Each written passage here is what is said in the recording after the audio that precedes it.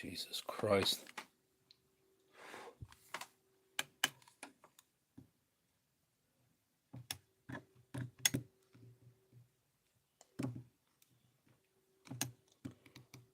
All right. Should be cooled down now.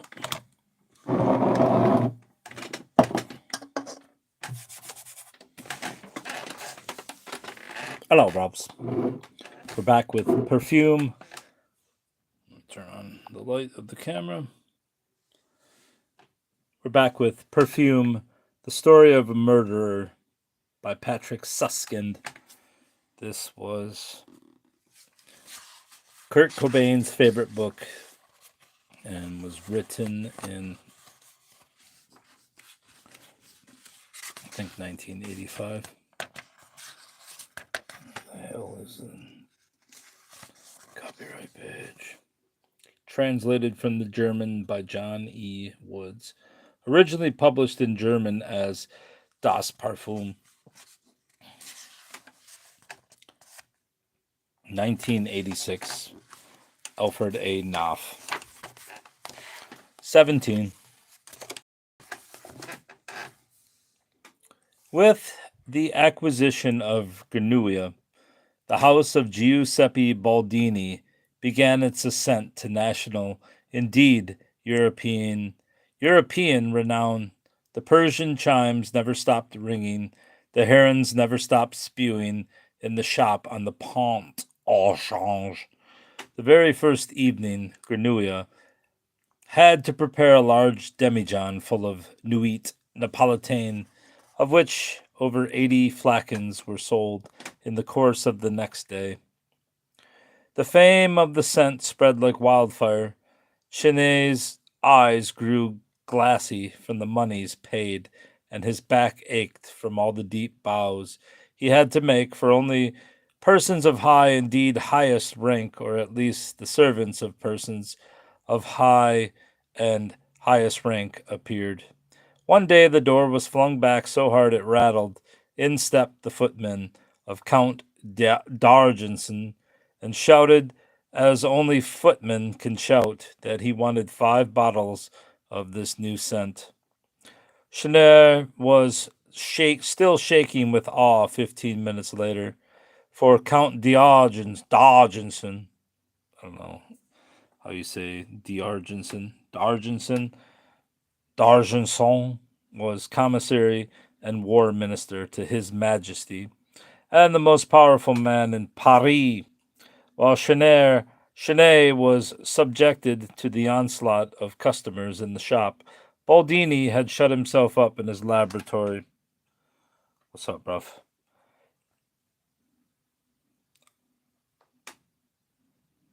With his new apprentice. He justified this state of affairs to Chenet with a fantastic theory that he called division of labor and increased productivity. For years, he explained, he had patiently watched while Pelisset and his ilk, despisers of the ancient craft, all had enticed his customers away and made a shambles of his business. His forbearance was now at an end. He was accepting their challenge and striking back at these cheeky parvenus, and what was more, with their own weapons. Every season, every month, if necessary, every week, he would pay trumps. A new perfume, and what perfumes they would be. He would draw fully upon his creative talents, and for that it was necessary that he, assisted only by an unskilled helper, would be solely and exclusively responsible for the production of scents, while Chenet would devote himself exclusively to their sale. By using such modern methods, they would open a new chapter in the history of perfumery, sweeping aside their competitors and growing incomparably rich. Yes, he had consciously and explicitly said they, because he intended to allow his old and trusted journeyman to share a given percentage of these incomparable riches. Only a few days before, Chenet would have regarded such talk as a sign of his master's incipient senility. Ready for the charité, he would have thought. It won't be long now before he lays down the pestle for good. But now he was not thinking at all. He didn't get around to it. He simply had too much to do. He had so much to do that come evening he was so exhausted he could hardly empty out the cash box and siphon off his cut. Not in his wildest dreams would he have doubted that things were not on the up and up, though Baldini emerged from his laboratory almost daily with in what sense they were, not just highest quality, but also creams and powders, soaps, hair tonics, toilet waters, oils, everything meant to have a fragrance now smelled new and different and more wonderful than ever before. And if and as if bewitched, the public pounced upon everything. Absolutely everything. Even the new-fangled scented hair ribbons that Baldini created one day on a curious whim, and price was no object. Everything that Baldini produced was a success, and the successes were so overwhelming that Chenet accepted them as natural phenomena and did not seek out their cause. That perhaps the new apprentice, that awkward gnome who was housed like a dog in the laboratory, and whom one saw sometimes when the master stepped out, standing in the background, wiping off glasses and cleaning mortars, that this cipher of a man might be implicated in the fabulous blossoming of their business, Chenet would not have believed had he been told it. Naturally, the gnome had everything to do with it. Everything Baldini brought into the shop and left for Chenet to sell was only a fraction of what Grenouille was mixing up behind closed doors. Baldini couldn't smell fast enough to keep up with him. At times he was truly tormented by having to choose among the glories that Grenouille produced. This sorcerer's apprentice could have provided recipes for all the perfumes of France without once repeating himself, without once producing something of inferior or even average quality.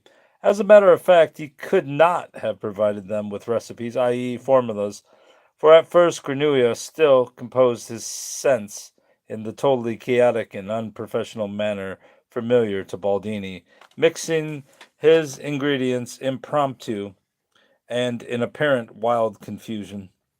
Unable to control the crazy business, but hoping at least to get some notion of it, Baldini demanded one day that Grenouille use scales, measuring glasses, and the pipette when preparing his mixtures, even though he considered them unnecessary.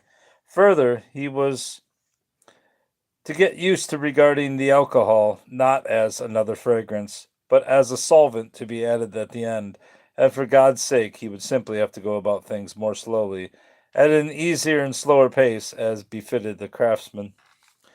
Grenouille did it, and for the first time Baldini was able to follow and document the individual maneuvers of this wizard. Paper and pen in hand, constantly urging a slower pace, he sat next to Grenouille and jotted down how many drams of this, how many level measures of that, how many drops of some other ingredient wandered into the mixing bottles. This was a curious, after the fact method for analyzing a procedure. It employed principles whose very absence ought to have totally precluded the procedure to begin with. But by employing this method, Baldini finally managed to obtain such synthetic formulas. How it was that Grenouille could mix his perfumes without the formulas was still a puzzle, or better, a miracle to Baldini. But at least he had captured this miracle in a formula, satisfying in part his thirst for rules and order, and preventing the total collapse of his perfumer's universe. In due time, he ferreted out the recipes for all the perfumes Grenouille had thus far invented, and finally he forbade him to create new scents unless he, Baldini, was present with pen and paper to observe the process with Argus eyes and to document it step by step in his fastidious, prickly hand. He copied his notes, some soon consisting of dozens of formulas, into two different little books. One he locked in his fireproof safe, and the other he always carried with him, even sleeping with it at night.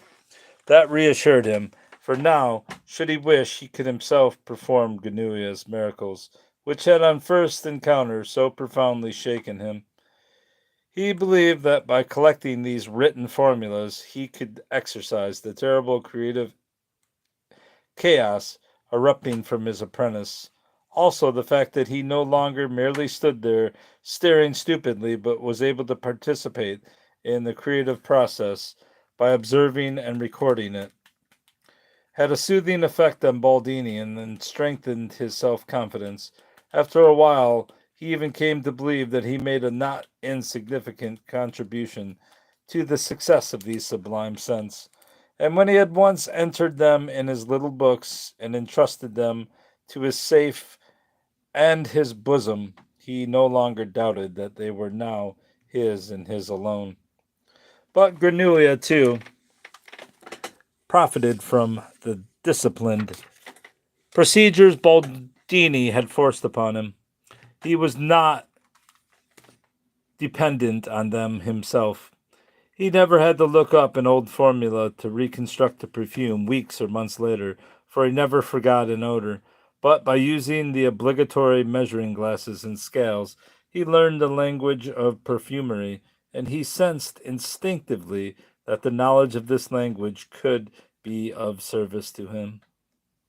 After a few weeks, Granuia had mastered not only the names of all the odors in Baldini's laboratory, but he was also able to record the formulas for his perfumes on his own and vice versa, to convert other people's formulas and instructions into perfumes and other scented products.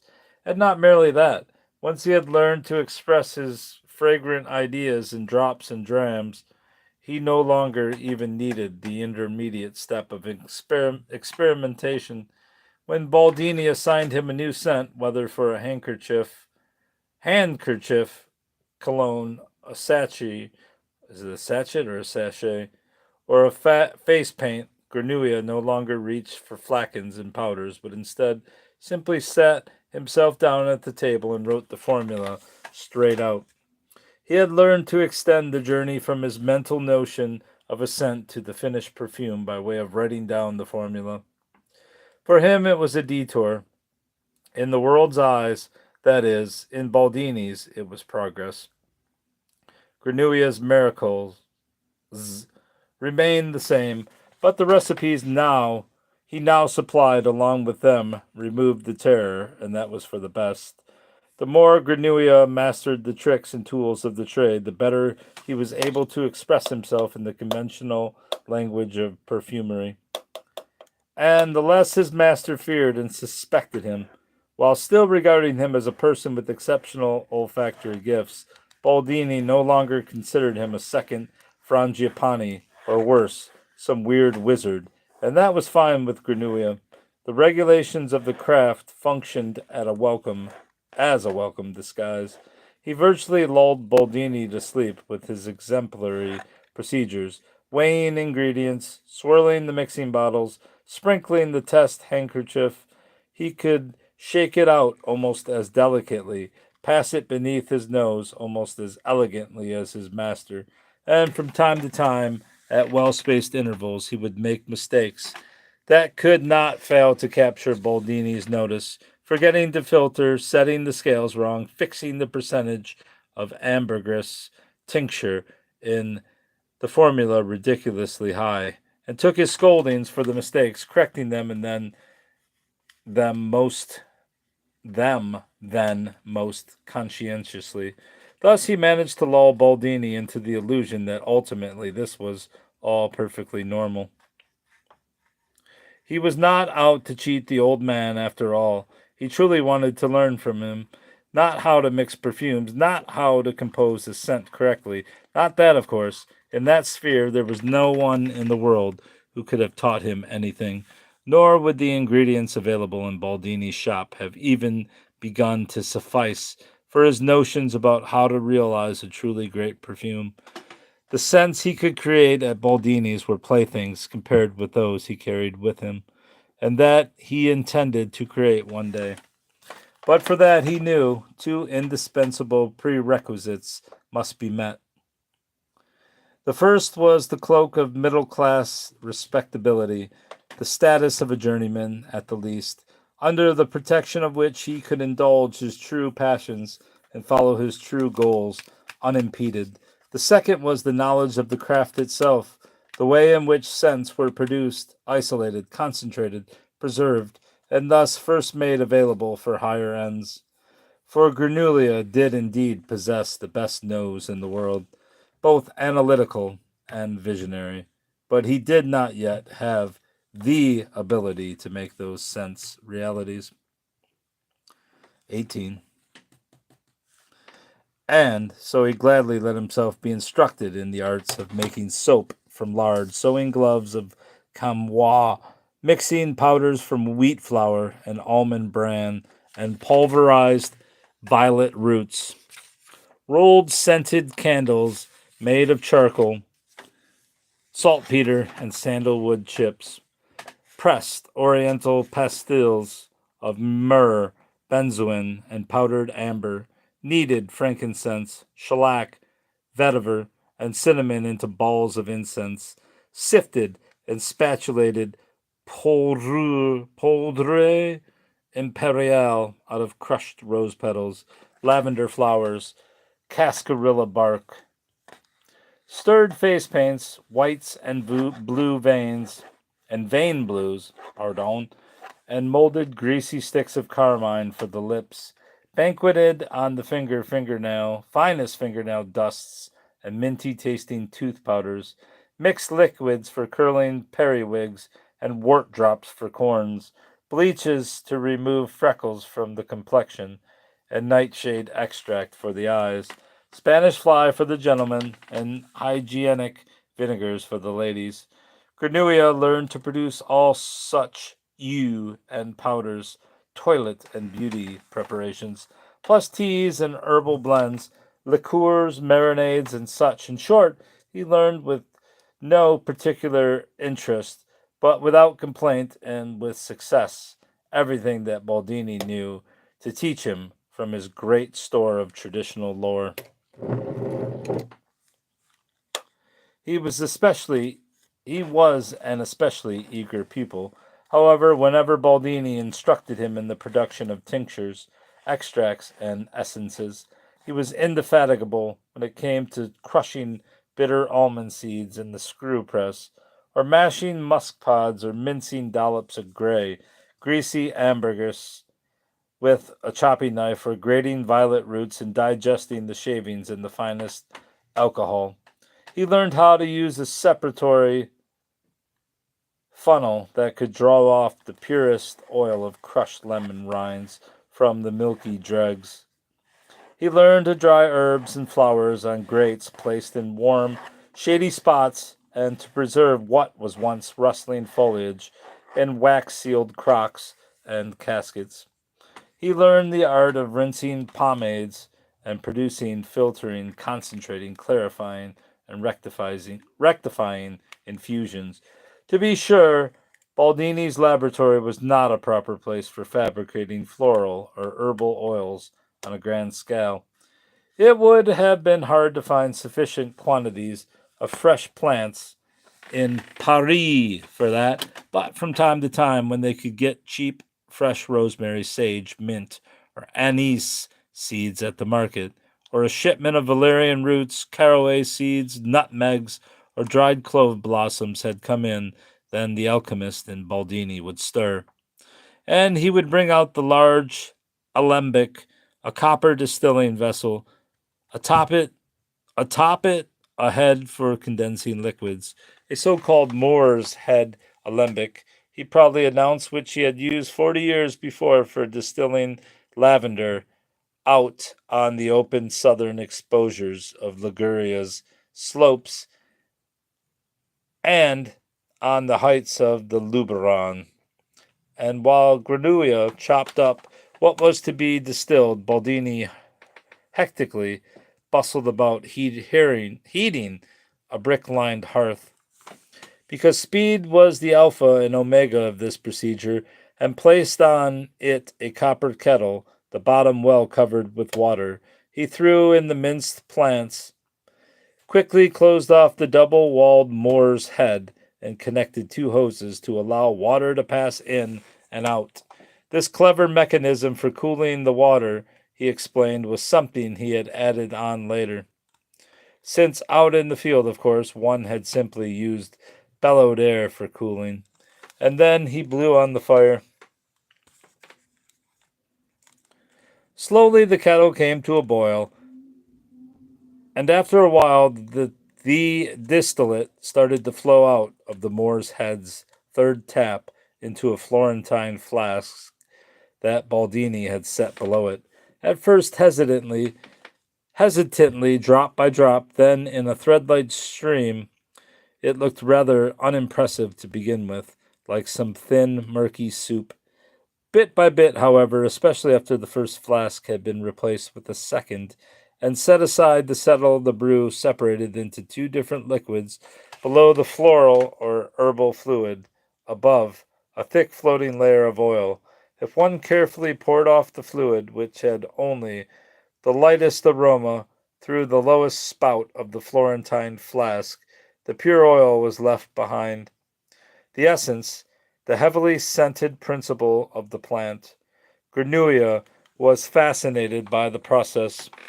If ever anything in his life had kindled his enthusiasm, granted, not a visible enthusiasm, but a hidden one, an enticement burning with a cold flame, then it was this procedure for using fire, water, steam, and a cunning apparatus to snatch the scented soul from matter. That scented soul, that ethereal oil, was in fact the best thing about matter, the only reason for his interest in it. The rest of the stupid stuff, the blossoms, leaves, rind, fruit, color, beauty, vitality, and all those other useless qualities were of no concern to him. They were mere husk and ballast to be disposed of. From time to time, when the distillate had grown watery and clear, they took the alembic from the fire, opened it, and shook out the cooked muck. It looked as flabby and pale as soggy straw, like the bleached bones of little birds, like vegetables that have been boiled too long, insipid and stringy, pulpy, hardly still recognizable for what it was, disgustingly cadaverous and almost totally robbed of its own odor. They threw it out the window into the river. Then they fed the alembic with new, fresh plants, poured in more water, and set it back on the hearth. And once again the kettle began to simmer, and again the lifeblood of the plants dripped into the Florentine flask, not task. This often went on all night long. Baldini watched the hearth. Granouilla kept an eye on the flasks. There was nothing else to do while waiting for the next batch. Sup, dog. They sat on footstools by the fire, under the spell of the rotund flacken, both spellbound, if for very different reasons. Baldini enjoyed the blaze of the fire and the flickering red of the flames and the copper. He loved the crackling of the burning wood, the gurgle of the alembic, for it was like the old days. You could lose yourself in it. He fetched a bottle of wine from the shop, for the heat made him thirsty, and drinking wine was like the old days too. And then he began to tell stories from the old days, endless stories about the War of the Spanish Succession, when his own participation against the Austrians had had a decisive influence on the outcome. Shout about the pardon about the Camisards, together with whom he had haunted the Savannas, about the daughter of a Huguenot in the Estoril, who, intoxicated by the scent of lavender, had complied with his wishes, about a forest fire that he had damn near started, and which would then have probably set the entire province ablaze. As sure as there was a heaven and hell, for a biting mistral had been blowing, and over he told about the stilling out in the open fields at night, by moonlight, accompanied by wine and the screech of cicadas, and about a lavender oil that he had created, one so refined and powerful that you could have weighed it out in silver. About his apprentice years in Genoa, about his journeyman years in the city of Grasse, where there was were as many perfumers as shoemakers, some of them so rich they lived like princes, in magnificent houses with shaded gardens and terraces and wainscoted dining room where they feasted with porcelain and golden cutlery, and so on. Such were the stories Baldini told while he drank his wine, and his cheeks grew ruddy from the wine and the blazing fire and from his own enthusiastic storytelling. Granua, however, who sat back more in the shadows, did not listen to him at all. He did not care about old tales. He was interested in one thing only, this new process. He stared uninterruptedly at the tube at the top of the alembic, out of which the distillate ran in a thin stream. And as he stared at it, he imagined that he himself was such an alembic, simmering away inside just like this one, out of which there likewise gushed a distillate, but a better, a newer, and unfamiliar distillate of those exquisite plants that he tended within him, that blossomed there, their bouquet unknown to anyone but himself, and that with their unique scent he could turn the world into a fragrant Garden of Eden, where life would be relatively bearable for him, olfactorily speaking, to be a giant alembic, flooding the whole world with the distillate of his own making. That was the daydream to which Granua gave himself up. But while Baldini, inflamed by the wane, Jesus Christ, but while Baldini, inflamed by the wine, continued to tell ever more extravagant tales of the old days, and got more and more tangled up in his uninhabited enthusiasms. Granua soon abandoned his bizarre fantasy. For the moment, he banished from his thoughts the notion of a giant alembic, and instead, he pondered how he might make use of his newly gained knowledge for more immediate goals. 19. It wasn't long before he had become a specialist in the field of distillation. He discovered, and his nose was of more use in the discovery than Baldini's rules and regulations, that the heat of the fire played a significant role in the quality of the distillate. Every plant, every flower, every sort of wood, and every oil yielding seed demanded a special procedure. Sometimes you had to build up the hottest head of steam. Sometimes you just left it at a moderate boil, and some flowers yielded their best only if you let them steep over the lowest possible flame. It was much the same with their preparation. Mint and lavender could be distilled by the bunch. Other things needed to be carefully culled, plucked, chopped, grated, crushed, or even made into pulp before they were placed in the copper kettle. Many things simply could not be distilled at all, which irritated Granua no end. Having observed what a sure hand Granua had with the apparatus, Baldini had given him free rein with the alembic, and Granua had taken full advantage of that freedom. While still mixing perfumes and producing other scented and herbal products during the day, he occupied himself at night exclusively with the art of distillation. His plan was to create entirely new basic odors, and with them to produce at least some of the scents that he bore within him. At first he had some small successes. He succeeded in producing oils from nettles and from cress seeds, toilet water from the fresh bark of elderberry, and from yew sprigs. These distillates were only barely similar to the odor of their ingredients, but they were at least interesting enough to be processed further. But there were also substances with which the procedure was a complete failure. Granua tried, for instance, to distill the odor of glass, the clayey cool odor of smooth glass, something a normal human being cannot perceive at all.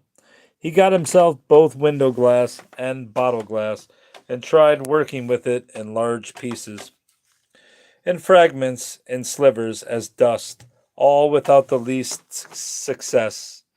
He distilled plain dirt, blood and wood and fresh fish, his own hair. By the end, he was distilling plain water, water from the Seine, the distinctive odor of which seemed to him worth preserving. He believed that with the help of an alembic, he could rob these materials of their characteristic odors, just as could be done with thyme, lavender, and caraway seeds.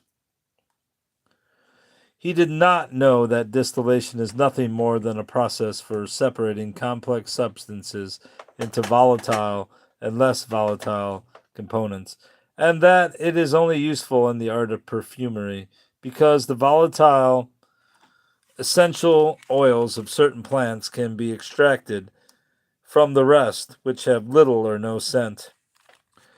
For substances lacking these essential oils, the distilling process is, of course, wholly pointless.